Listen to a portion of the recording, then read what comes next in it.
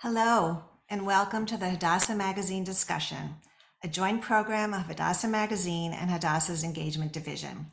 I'm Lisa Hostein, the executive editor of Hadassah Magazine. We've got a big crowd again this evening, and we're grateful that you have all joined us, whether you're here for the first time or you've been with us from the beginning. The large crowd is no doubt due to the in part in popularity of these programs, and also even more to the popularity of our featured guests. But I'm sure it's also in part because of our need for comfort and community in these devastating times. Amid all the ongoing pain as we worry about Israel and all the innocent civilians paying the price for the Hamas atrocities, and we pray for the safe return of the hostages, the body of another hostage, Yehudit Weiss, was discovered by the Israel Defense Forces in Gaza today. The magazine discussion is a bi-monthly event that enables us to delve a little deeper into content published in the magazine, in this case, our November-December issue, which was originally intended to be entirely devoted to books in celebration of Jewish Book Month, which generally runs the month preceding Hanukkah. But with the horrific Hamas attacks on October 7th, the ensuing Hamas-Israel war, and the reverberations around the world, we reworked some of the issue to get in some meaningful articles focused on what has preoccupied all of us for the past 6 weeks. Still, we kept several of our book-related features, including the one which is the basis for this program tonight, What Makes a Book Jewish? But just as we adapted the print issue of the magazine, we are also going to explore some issues that we might not have envisioned when the program was planned months ago. Questions like, what is the role of a Jewish writer at times of Jewish crises? We also know that books provide an escape and a sense of comfort in troubled times. I'm sure I'm not alone in having read more books in recent weeks than usual, so the timing of this event is fortuitous. I'm truly delighted that we will be joined in this conversation by 3 esteemed writers, Dani Shapiro, Allegra Goodman, and Ruth Knafo Setton, whom I'll introduce in a minute. But first, a few notes before we begin. For those of you who are already Hadassah members and donors, we thank you for your support of Hadassah, the Women's Zionist Organization of America, which is the largest Jewish women's organization in the United States. The group's mission is to effect change and advocate on such critical issues as ensuring the security of Israel, combating anti-Semitism, lobbying for Holocaust education, and promoting women's health equality, including reproductive rights. And of course, also to support Hadassah's 2 world-class hospitals in Jerusalem, as well as youth aliyah villages that help at-risk children, and Young Judea, the Zionist youth movement. As you saw from the opening video, the work at Hadassah's 2 hospitals becomes even more critical in times of emergency, and the number of patients treated is now up to more than 250. If you're not already a member, please consider joining so you can enjoy the magazine, which is free with membership, as well as all the wonderful programming the magazine and all of Hadassah provides. And of course, your donations for both this event and all of Hadassah's work are always welcomed and valued. And now to introduce our guests. Allegra Goodman's novels include her latest, Sam, which was a Read with Jenna book club selection, The Chalk Artist, Intuition, The Cookbook Collector, Paradise Park, and Kaaterskill Falls, which was a National Book Award finalist. Her fiction has appeared in The New Yorker, Commentary, and Plowshares, and has been anthologized in the O. Henry Awards and Best American Short Stories. She has written 2 collections of short stories, The Family Markowitz and Total Immersion, and a novel for young readers, The Other Side of the Island. Her essays and reviews have appeared in many national publications, including in the New York Times Book Review, the Wall Street Journal, and the Washington Post. Dani Shapiro is the author of 11 books and the host and creator of the hit podcast Family Secrets. Her most recent novel, Signal Fires, was named a Best Book of 2022 by Time Magazine, The Washington Post, Amazon, and others, and is a national bestseller. Her most recent memoir, Inheritance, was an instant New York Times bestseller and named a Best Book of 2019 by Elle, Vanity Fair, Wired, and Real Simple. Both Signal Fires and Inheritance were winners of National Jewish Book Awards.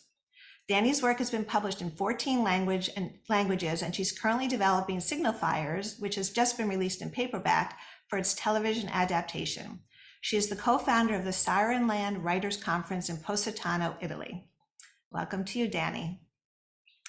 And finally, last but not least, certainly, is Ruth Knafo Setton. Ruth was born in Morocco, and she is the author of the novel The Road to Fez, a multi-genre author. Her award-winning fiction, creative nonfiction, and poetry have been published in many journals and anthologies, including Best Contemporary Jewish Writing, Shocking Book of Modern Sephardic Literature, Tiferet, and the North American Review.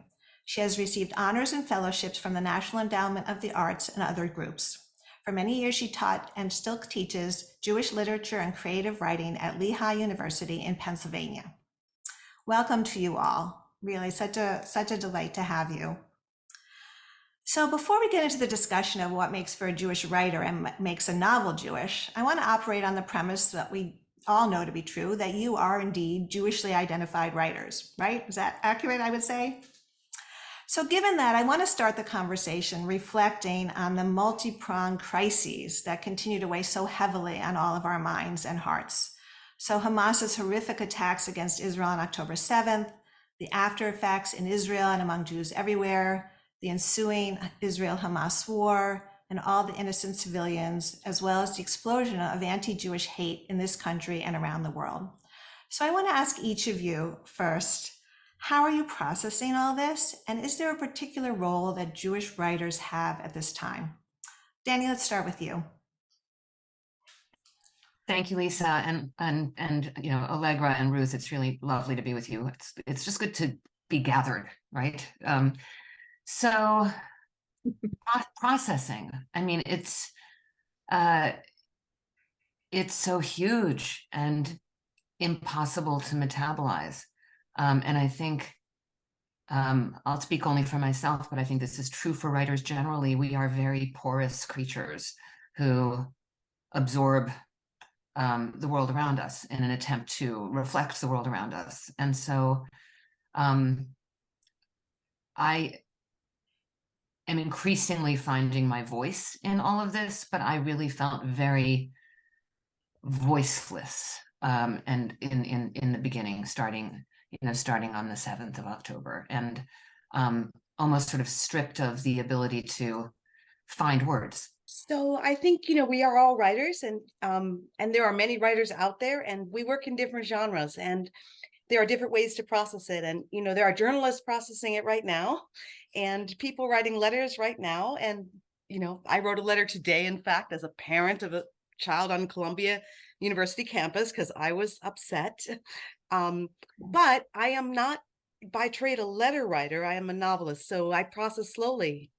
And I think I will respond, but it may take me some time because my work is very long form and long term. And I think those, you know, Ruth and Dani both write books as well. And, you know, these are long-term projects. So I think actually when you're looking at novelists, our processing, you might see something in a few years, you know, in terms of how we metabolize all of this and process it all, as opposed to like the quick soundbite or the letter or the op-ed or the post. Ruth, what's your sense? Well, I was just telling Lisa before earlier that I did write an op-ed, which is very unusual for me because I've been torn, you know, all these emotions, rage, frustration, not sure what to say, where to start, and how. There's so much that we could say. And when you're confronted with so much ignorance about the actual situation, people who have no sense of history or geography or, you know, the complexity, it's like no one can hold two opposing thoughts at the same time. Slogans, sound bites, as you said, and I'm in the midst of a novel that takes a lot of it takes place in Israel with a Jewish woman protagonist. And so I'm so steeped in that country and in the setting. And when I just feel like it's so personal, you know, and having lived in Israel, it's hard. And like, you know, like Dani and Allegra, I feel very, I know it's going to affect this book. There's no way it can't. I got that, you know, sort of that op-ed out of the way, but there's a lot going on. And just one thought I have, I think that we have to, one thing I'm realizing as I study, I can't help it. I try to stay away from social media, but I do find myself looking. And I think among the many things that are missing, one of them one of the important things that we as writers, I think, need to pay special attention to is point of view. It's probably the most serious decision we can make when we write a novel. Who's telling the story? It's a completely different story depending on who we choose as our narrator or our voice, or if we have, several voices. But we have to make sure that we are not defined by other people telling our stories for us. I think we have to make sure that we tell our own stories, that they hear our voices, so that it's too easy to just kind of talk over us and for us, and to say the Jews, or the, I can say much more about that, but I think we have to think about giving our story, because POV is crucial right now. Mm. Have any of you had any particular experience, either, Dani, I know you've been on a book tour and giving public, I wonder if people have come up to you, if you've said anything, even just, expressing sympathy, right, in the media. I think your book tour really coincided with right after the horrific events, right? Or whether you've had interactions on social media, which again, I think a lot of us try to stay away from to some extent, but it's impossible to completely. Anybody want to share an experience that was particularly noteworthy? I would say that right before I went on book tour, that was when I, for the first time, tried to write something on social media, because there are so many hot takes out there, and there's so much reactivity, and there's so many slogans, and it's been so upsetting, and yet social media is also like one of the ways that it's a tool, and it's one of the ways that we communicate, and this is our first social media war. This war was designed, the attacks, the atrocities were designed to be disseminated on social media. It's a war of images, so before I went out on the road, I tend to go quite quiet and listen when,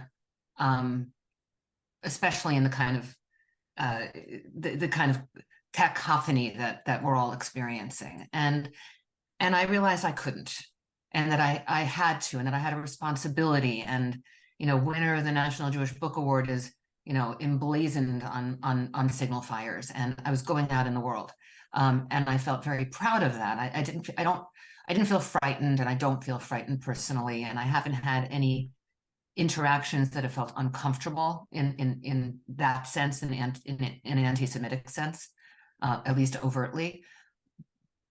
But what I wrote about, and this just really, it fascinated me. I didn't use certain keywords. The word Hamas wasn't in my post. The word Israel wasn't in my post. The word Palestine wasn't in my post. What was in my post was the fear of wading in, the fear of speaking. And the post was largely about the anti-Semitism that seems in our world to be let loose in this way that is something I hoped to never see in my lifetime. And the comments came flooding in, and most of them were people saying thank you. Most of them were a lot of Jewish people saying thank you. You gave voice to something that that I've been feeling and that I couldn't find words for, which is a part of what we try to do. I had one very close friend who is Jewish and who wrote to me saying, "I'm very disappointed in you." And when we spoke about it, finally, she said, "I just feel like you were, like it was like wishy-washy." I didn't feel like I was being wishy-washy. I felt like I was being careful. And then, of course, there was the usual hate speech, like, layered in all of the, many hundreds of comments. But it showed me that kind of instant knee-jerk response that's happening has a very silencing effect. And the more I feel, in a way, to what Ruth was saying, the more I feel like I'm being silenced, or I'm allowing myself to be silenced, the more that feeling rises up within me of, oh, no, no, no, no, no.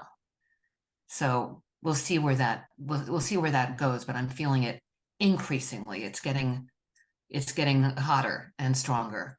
Mm. Either of you want to share anything? I guess the question will be where do we let it out?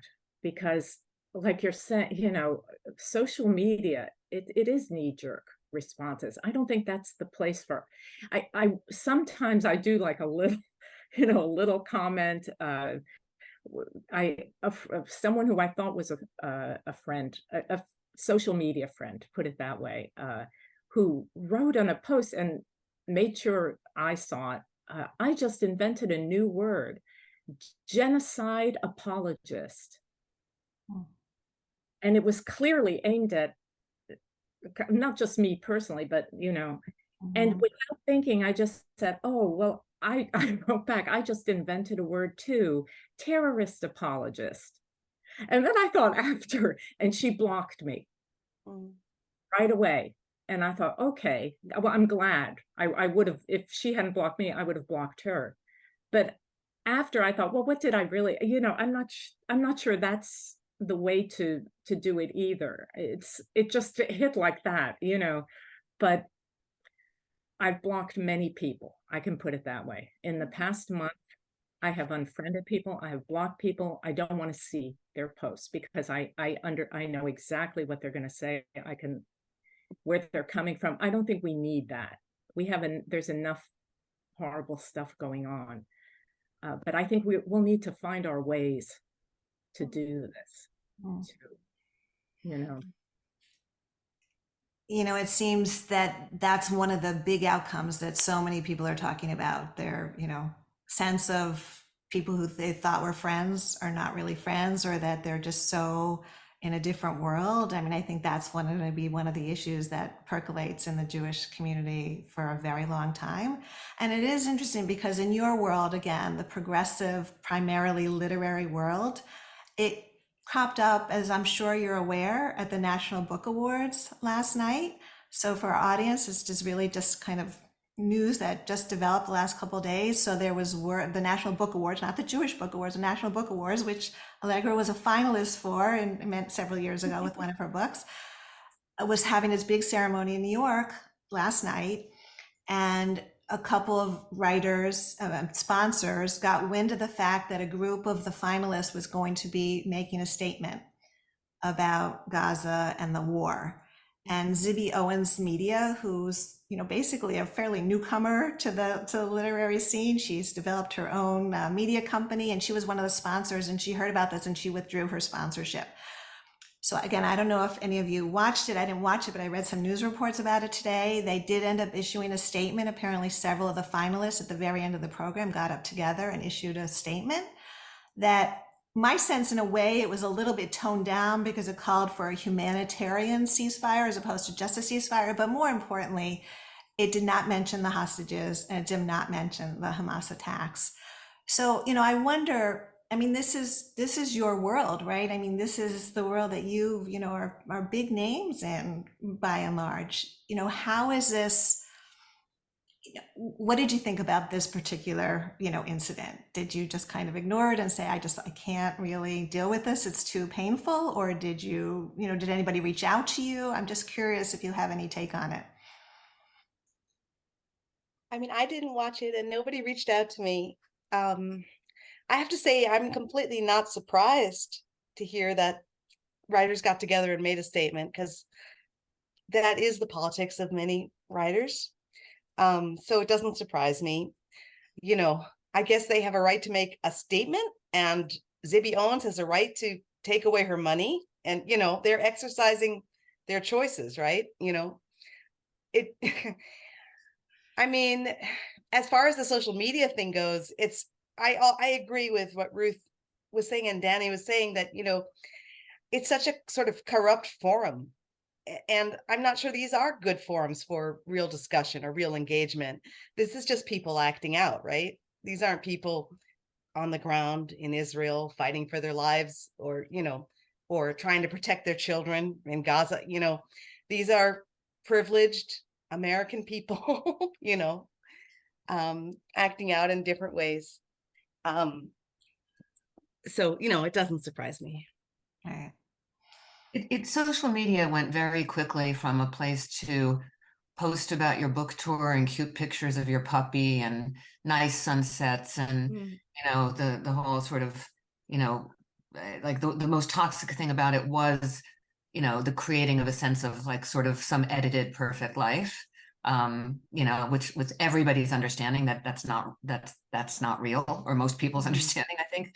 But I am kind of blown away to see. I would have expected it on Twitter. I would have expected, or X or whatever it's called, but the instant way that it became this incredibly divisive, from minute one, when people started posting about it, and the necessity to stand with, or announce your, announce your politics, announce your, it's almost, it's performative, and it's like wearing some sort of badge, when it's so much more complicated than that. And, like Allegra said a little while ago, the holding of these two, like the complexity of what's going on,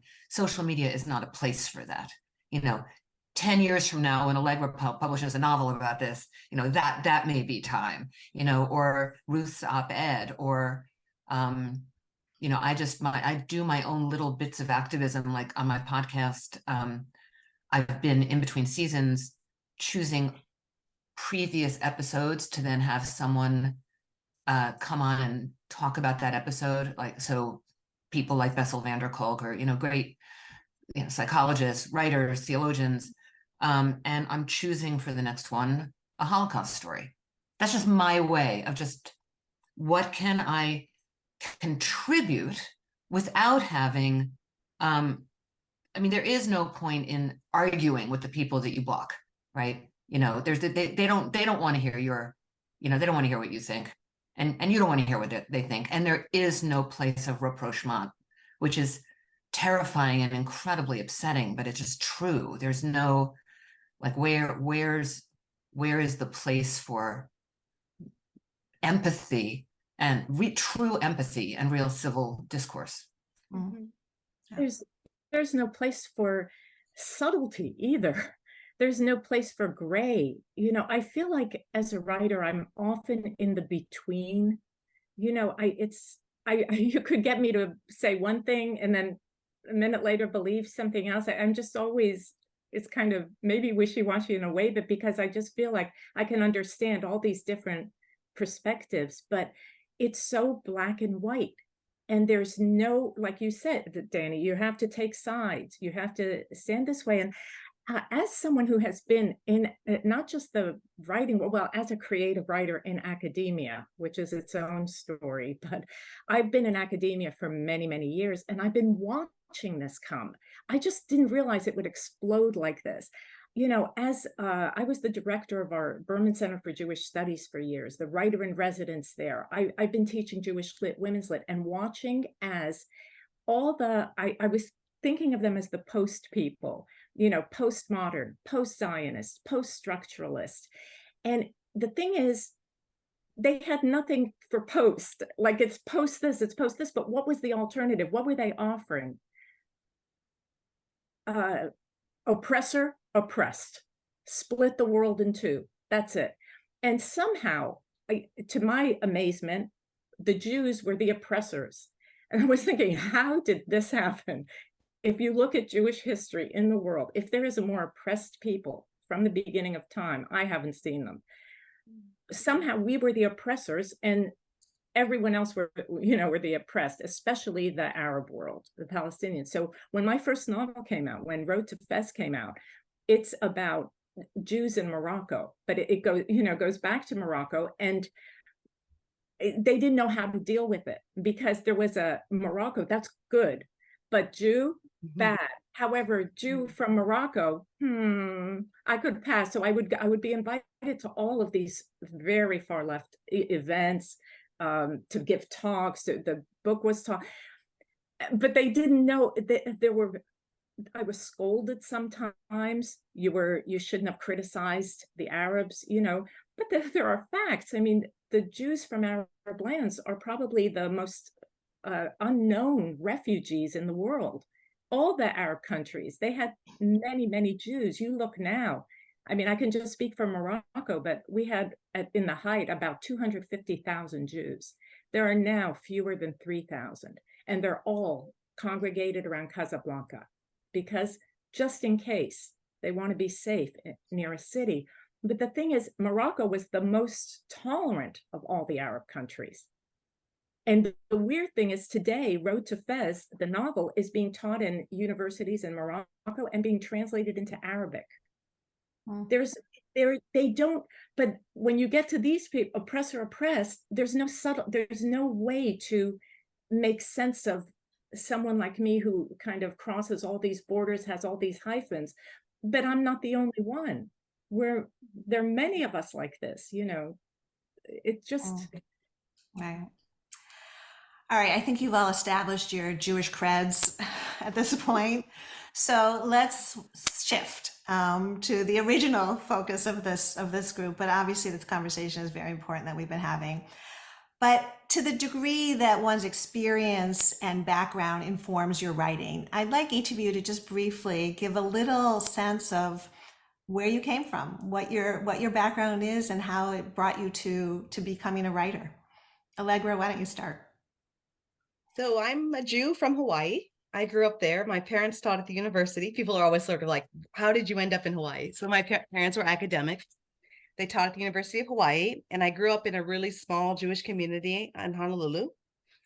So, I didn't know about sort of institutionalized Judaism. Like we had no JCC, we had no summer camps, we had no kosher butcher. We kept kosher at home, and my mother ordered our meat from California, which arrived on ship. We had an extra freezer, and she would go to the dock and pick it up in the station wagon and bring it home. So, I was Jewish, but not in the Jewish world of New York, New Jersey, the five town, that world of Judaism. So I think it informed my writing because I was truly a minority, there were 4 Jewish kids in my high school class. The people just didn't know what Jewish people were. I was very much on the margins of the centers of Jewish population. So it gave me a sense of otherness, and it gave me a perspective on Judaism that is different. And my early stories are about Jewish people in Hawaii. And I was really interested in those juxtapositions, those ironies that develop, the complexities of identity that developed from being in that situation.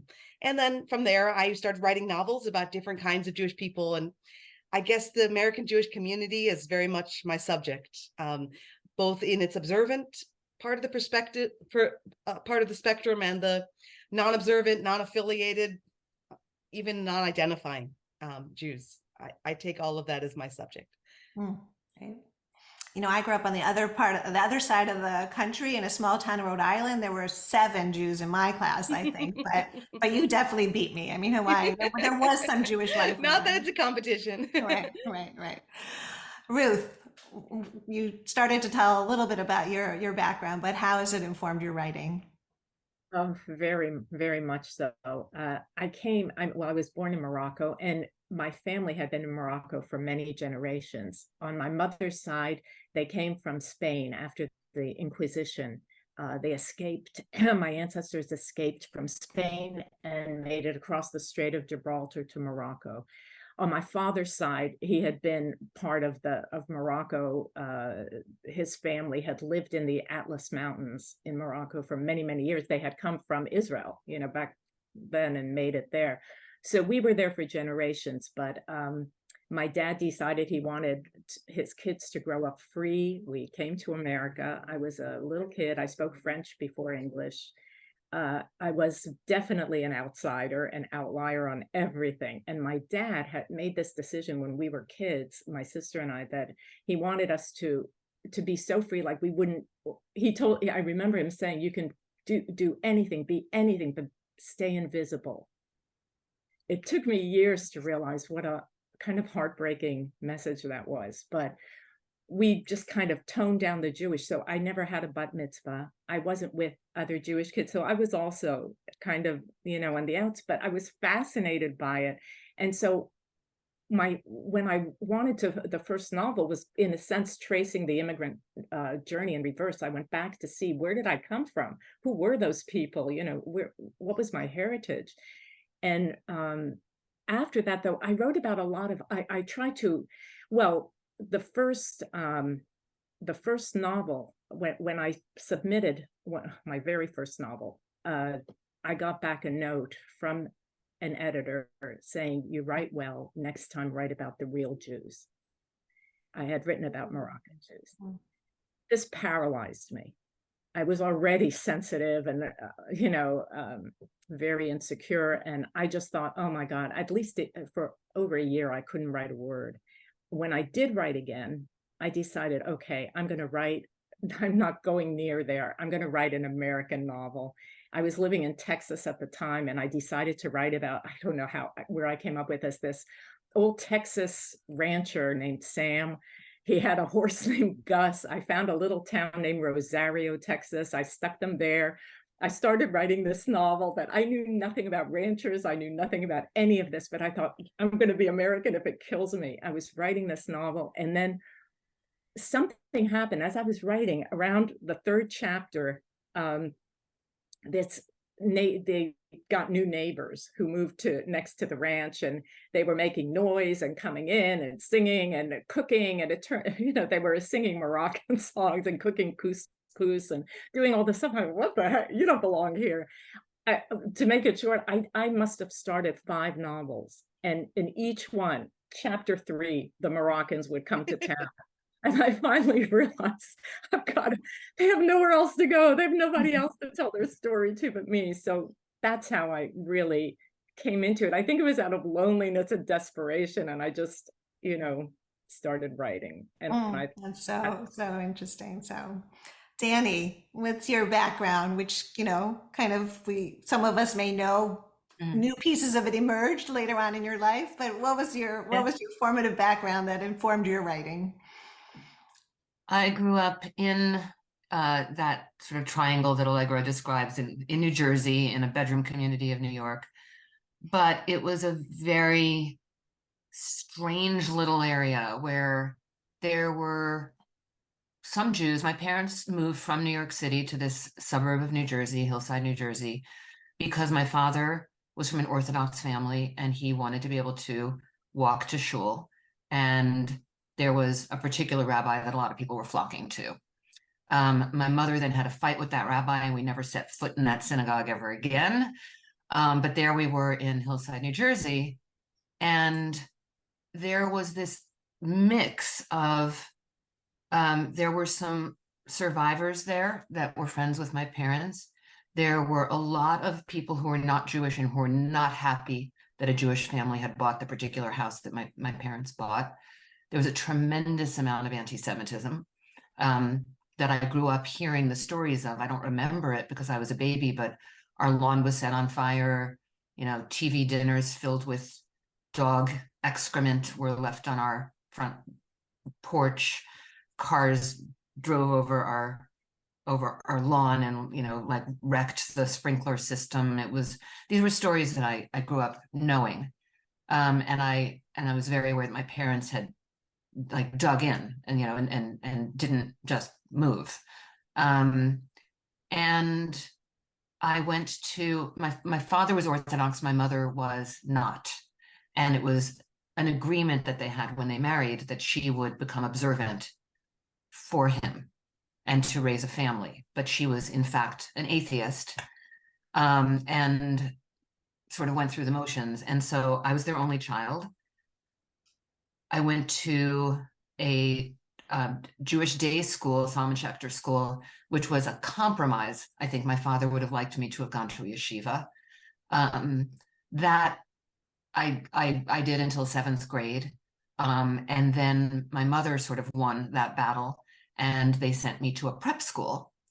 So I went from the whole world is Jewish, everyone in my school is Jewish, to no, the whole world is most definitely not Jewish, and this prep school was, Judaism was not part of the culture. And to add to that, this sense of otherness that you both used, both Ruth and Allegra used that word. I think, does being a writer make us other, or are we other and then we become a writer? To me, otherness feels like it's an absolute prerequisite for the kind of work that we do. And I felt completely other, and I didn't know why. And when I began writing in college and then in graduate school, my first novel was a very Jewish. It was very autobiographical, so it was a thinly veiled story that then, like Ruth, my version of the Moroccans showed up.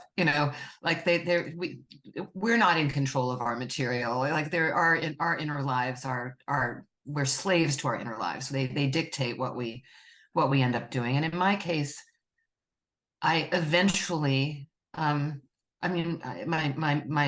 work was very much, driven by Jewish themes. Then in 2016, and people listening, some of you may know this story, but I did a DNA test because my husband was doing one, and so he asked me if I wanted to. I wasn't curious. I knew everything about my family history, especially on my dad's side. A very storied New York City Orthodox family. My grandfather is one of the founders of Lincoln Square Synagogue. There was just yichus up the wazoo on my father's side of the family. I was very, very identified with those ancestors.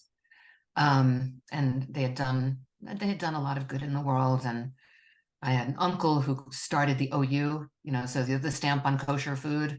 It was his brainchild. He literally started it.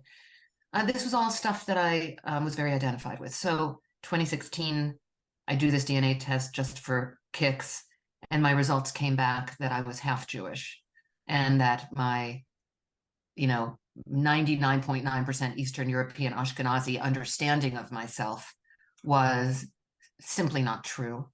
And I was able to come to learn this, I'll keep this very short, but I was able to come to learn that my parents had used a sperm donor because they had struggled with infertility.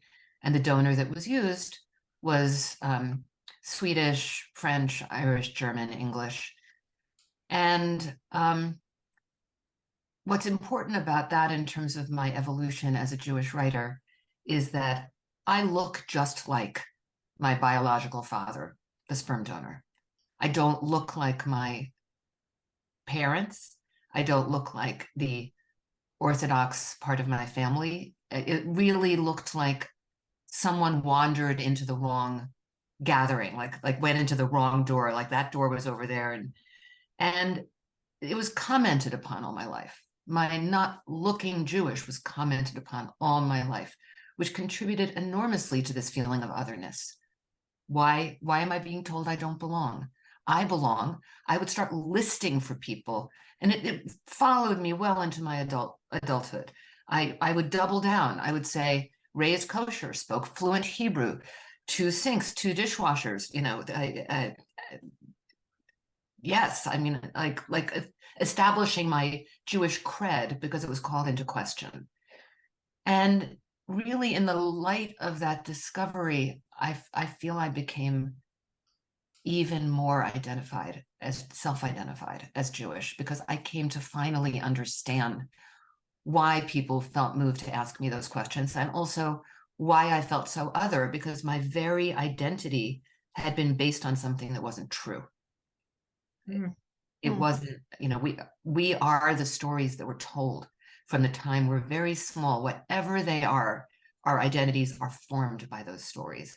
And so if there's something false in that story, or obfuscated, or hidden, or secret, then it just sort of boomerangs, and there's that feeling of, I don't know why I feel this way. There must be something wrong with me. So that I really actually think that it made me, I'm grateful that I had the whatever that is, the gift or the the ability to find words and to become a writer. But I also feel that that sense of otherness and alienation contributed enormously to my becoming a writer, because I was and am always searching.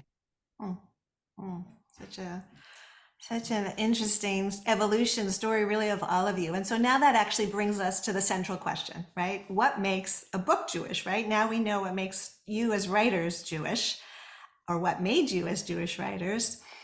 So in the article that this whole conversation was based on, that ran in the November-December issue of Hadassah magazine, which if you get the magazine, you either got it recently or you will get it soon. So just look out for it. But we had a whole piece that all of you contributed to, beautiful blurbs answering the question, what makes a book Jewish? And in the introduction, Nora Gold, who's the editor of a literary online journal called jewishfiction.net. So she posited that there's always been controversy over what it means to be a Jewish novel. Some people just say it's, all you need is one character or a Jewish author, and other people define it more narrowly.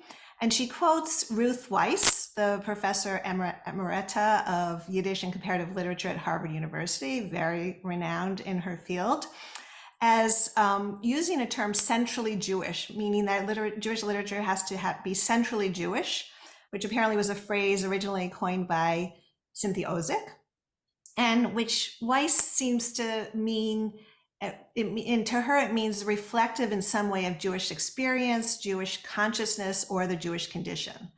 So, and Ruth Weiss writes that in the work of Jewish fiction, the authors of characters know and let the reader know that they are Jews. But like any definition, writes Gold, it's obviously not simple to define Jewish experience or consciousness or the Jewish condition. So what I want to actually do is read one line from each of you that you wrote and contributed to the article, and ask you to expand on it, okay? So Allegra, you go first, all right? So you wrote, in my work, Jewish themes and characters are sometimes clearly visible on the page. At other times, my Jewish subjects are almost imperceptible, like a watermark on paper. In all cases, my Jewish background influences my art. So you talked about that already a little bit in your opening and your description, but can you expound on it a little bit more? Because we know, like in Kaaterskill Falls, it's all Jewish, and your most recent book, Sam, which was really a compelling and poignant coming of age story, I think the word Jew is mentioned like twice in this very offhanded way. So expand on that a little bit about how you kind of came to that sense of wanting to write outside the Jewish world. Yeah, I think that I define Jewish book by its content. And some of my books have a lot of, they really overtly discuss Jewish experiences, Jewish holidays, Jewish life cycle events. They have Jewish characters who are very consciously engaged in their Jewish lives. Sam, my most recent book, Sam doesn't even realize that she's Jewish or that her father is Jewish until sort of halfway, when he sort of mentions it in passing. And I actually think there's an absence there. And so that absence is the Jewish content in that book. And, it is an absence for a lot of people in our community.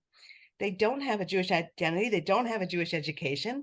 They barely know what being Jewish might mean for them, and they don't even know the heritage of their parents or their grandparents or their history.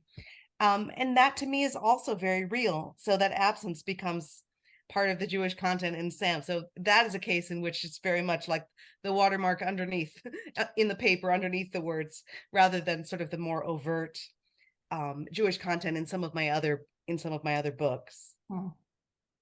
So interesting, right? Like you said, a commentary on American Jewry today, right? A lot of it is absent. So Ruth, you wrote in your piece, as a professor, my concern with what makes Jewish fiction Jewish is to give my students a taste of the amazing diversity of Jewish voices, not just Ashkenazi, but also Sephardi, Mizrahi, Israeli, Indian, South American, Orthodox, LGBTQ, etc. So how does that Moroccan heritage, and again, you've talked about it a little bit, but you also, in an essay, interesting essay that you sent me, you consider yourself someone whose life is a hyphen and living between two question marks, again, which you've touched on a little bit. But how does that make you more focused on a different set of Jewish voices that might not get as much attention? I think I had to, because when I started, I felt, and the truth is I felt exiled in a way from Jewish, not just, in American literature, I kind of expected it when I came as an immigrant, because I started writing before multiculturalism became like a trendy, hip sort of thing. I was other, but to be exiled by Jewish writers and editors really hurt, because then I felt like my voice didn't, it didn't count. Like if I remember another editor, a Jewish editor, telling me he really loved another book I wrote, but he thought it would be a shelf of one. And I thought, well, what's wrong with that? But of course, they don't want that, So my feeling was, whatever I write, I'm not a dogmatic person. I'm not trying to, in my writing, it's very different than when I teach. Though I have the same goal always, just to connect. It's just, I want to connect with people. But I thought I have this vision, put it this way, I have a vision of Jewish literature. And it's like a Jewish world cafe, like under the sun, and a lot of voices and different experiences, and the ones who are the watermark on the page, with the absent, defining themselves by their absence, ones who learn about themselves later, ones who have suffered traumatic experiences because of their Judaism, immigrants, exiles, refugees.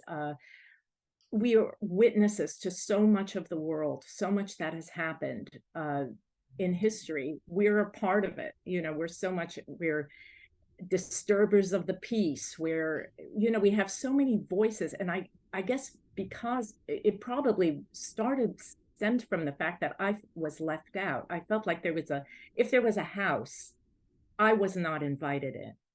I had to make my own way in. And I knew I could write, I had it, so when I taught, I just made sure that my students were exposed to many different voices. I wanted them to see the power and richness of what Jewish writing can be. And I firmly believe that one of our problems as a people and as writers is that I just feel we're more exclusive than inclusive. And I just feel that if we would put all our voices together, we'd be so powerful. Because Jewish writers are amazing.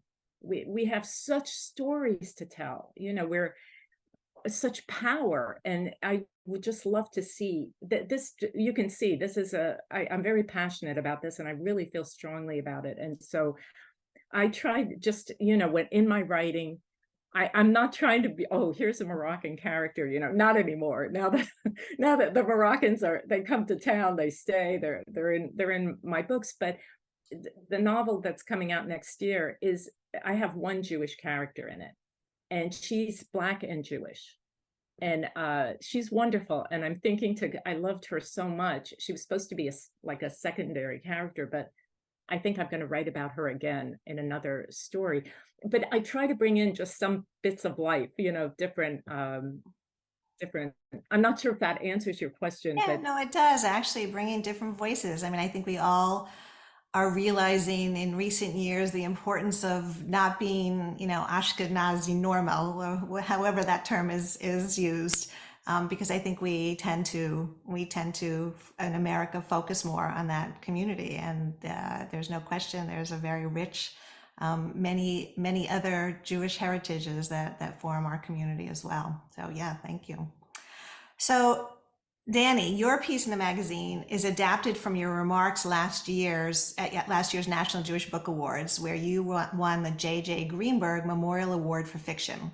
And you said then, what makes a novel a Jewish novel? Does it need to be written by a Jew, or have a rabbi as its protagonist, or a cantor, or maybe a psychoanalyst? Does it need to be set in Israel or wartime France or Scarsdale? The late great novelist David Foster Wallace once shared this parable. Two young fish are swimming along when they cross paths with an older fish. The older fish calls out, "Hey guys, how's the water?" And they then swims on. A few moments later, one of the young fish turns to the other and asks, "What's water?" To me, as a human being and as a novelist, Jewishness is the water I swim in. Beautiful, beautiful words, but I want you to expand on this. How does this water flow through your novels? And again, you've talked about your evolution somewhat, but let's talk about specifically your latest, Signal Fires. How does that water flow through that kind of story and the stories that have come later in your life that aren't as explicit?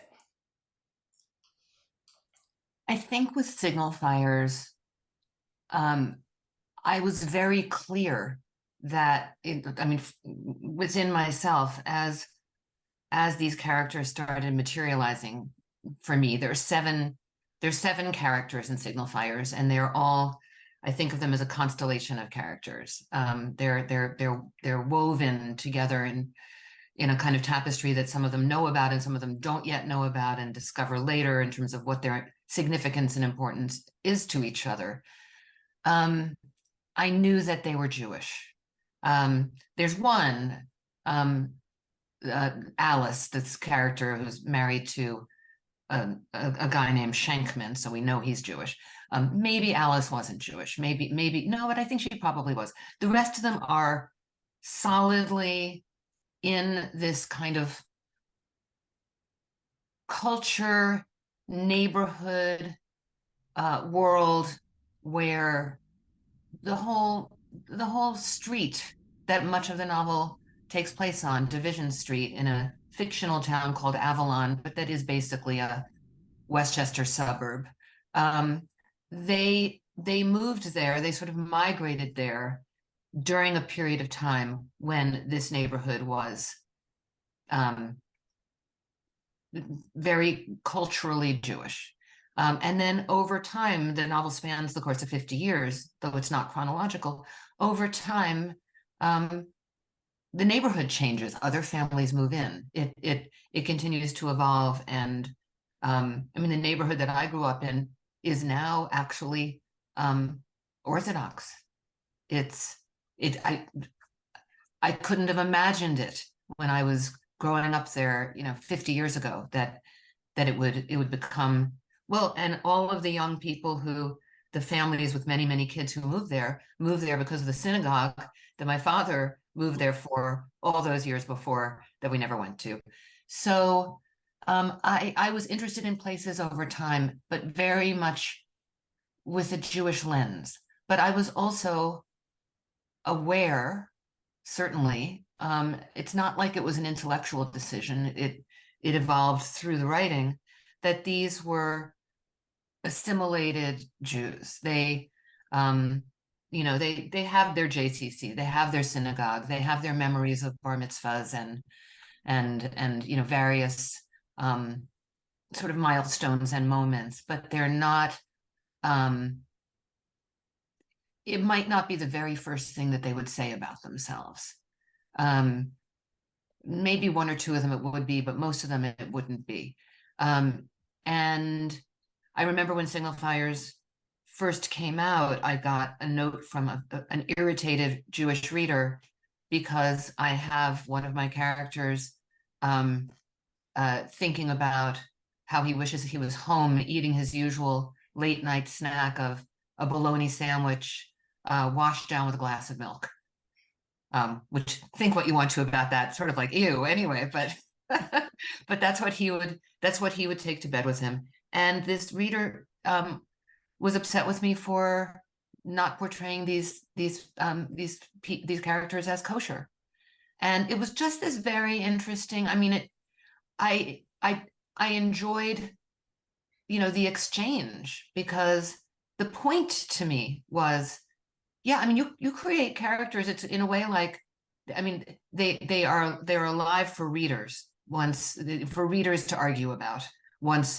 Once we've finished creating them, I feel like when I listen to readers talk about a book of mine, it's like I'm watching a tennis match. Oh, that's so interesting. Oh, you thought that? Wow. But I don't feel. Is Signal Fires the most Jewish of my book? In a way, I think maybe yes, because it's a very spiritual book at its heart, and I poured a lot of my own wishes and hopes and yearnings into it, which are very Jewish wishes and hopes and yearnings. I can't really separate that out from anything else about me. I would also add that my one novel that I think is my least successful novel, I mean, from a creative and literary standpoint, was my second novel. And nobody should go read it. I'm not even going to mention the title, but it's, I couldn't have told you whether those characters were Jewish or not. I couldn't have told you what their Jewishness meant to them or didn't mean to them, where it was within their fabric. And that meant I didn't know them. And so that knowing, to the, to the core of who our characters are, feels like that's the work of writing fiction. And so in Signal Fires, these are Jewish characters, and they take it for granted, which goes back to, I'm very glad I'm not working on a novel right this minute, because, as you were saying, Ruth, it's the world changes, and then what do we do with the work that then reflects that world? And I don't think that I could have created such happily assimilated Jewish people right now. Yeah. Which suggests, percolating thoughts already in terms of the possible future, right? I mean, we know that COVID-related books, there are a lot of them out already now, right? A lot of authors have written this, so we'll certainly wait and see. I hope you don't mind just holding on for a few more minutes as we conclude, and there's two questions I want to take from the audience. There's so many, one, Devorah's asking, there are so many historical fiction books written about events in the Holocaust. To me, this seems to take away from the true history of the Holocaust. What do you think? Anybody have any thoughts about that? I mean, I'm never going to write a book sort of set during the Holocaust, because I don't think I have the right, really. But I've written books with characters who were affected by it and who live in the shadow of it and are descended from people who were affected and lived in the shadow of it. So you can't really escape it. So, I think there again, it's as it's shadowed our community, it then becomes part of our work. Okay. And another person's asking, is it not a good time to write stories about Israel? How is the publishing world handling these stories with so much anti-Semitism now, even in mainstream publishing? Anybody have a sense of that? I think that remains to be seen. I think it's hard to imagine that that on the level of choosing what books to bring out into the world, that is going to be a deciding factor, but maybe that's naive and just hopeful of me. Okay. Well, I really want to thank you all so much. I mean, this has just been a very enlightening and important conversation, and I encourage our readers to check out our chat box where there are links to learn more about all three of our guests and their work. So if you want to just hang in for a few more minutes, I just want to share a few concluding notes, particularly on some upcoming events. And again, this was such a wonderful program because a lot of what Hadassah Magazine is about books. We have a very extensive book review section, and we have this one book, one Hadassah program where every other month we have a selection. And again, people come together in a forum just like this to interview the authors. So our next One Book, One Hadassah will be on Thursday, December 21st at 7 p.m. Eastern Time, featuring Meryl Frank, author of our next selection, Unearthed, a lost actress, a forbidden book, and a search for life in the shadow of the Holocaust. Frank, who's a longtime women's rights activist, a U.S. ambassador to the UN Commission on the Status of Women, and a former mayor of Highland Park, New Jersey, in this memoir traces her journey to unravel the truth about her family's Holocaust history and the importance of Holocaust memory in addressing anti-Semitism today. There's a link for it in the chat box. If you want to register, go right ahead. And also, please save the date for our first One Book, One Hadassah on the road. We are actually going to be on the road live in person in Los Angeles on February 22nd for a very special program with Israeli author Ayelet Gundar Goshen, the author of the new book, The Wolf Hunt, which is an eerily timely novel that came out last year but can't be more pertinent, about Israelis in America, anti-Semitism, and a mother's fears for her teenage son. The event will also be broadcast virtually. It's going to be at 7 p.m. Pacific time, so make sure you all take a nap that day if you're on the East Coast, so you can stay up till 10 p.m. to watch. But that's February 22nd, so put it on your calendar. If you're interested, we don't have the registration yet, but if you want to get information both either for in-person or the broadcast information, you can email engagement@hadassah.org or look for details in future Hadassah at Home emails, which all members should get. And if you're not a member, like I said, go ahead and join tonight and you can get that information. As always, I want to really give a big thanks to Libby Barnea, our deputy editor, who helped plan this program, and to the magazine's digital editor, Ariel Kaplan, who both promoted and produced it. And a shout out to our partners in the engagement and marketing divisions who are always instrumental with the details in making these events happen. And again, a huge thank you to Dani, Ruth, and Allegra, not only for sharing your insights with us today, but also for the work that you do and the writing you do to enrich all of our lives. Books are indeed a source of inspiration, an escape, and a comfort, something that we need more than ever these days. And so we really appreciate the work you do, and we will look forward to what you produce in the years ahead. And we'll think back to this conversation about whether it had any impact or not. So I thank everyone for joining us today. Once again, I encourage you to become a Hadassah member if you're not already one, and to support the important work that Hadassah does. Please stay safe and educate yourself to do what's needed to stand up for Israel and against anti-Semitism in these dark times. Until next time, goodbye.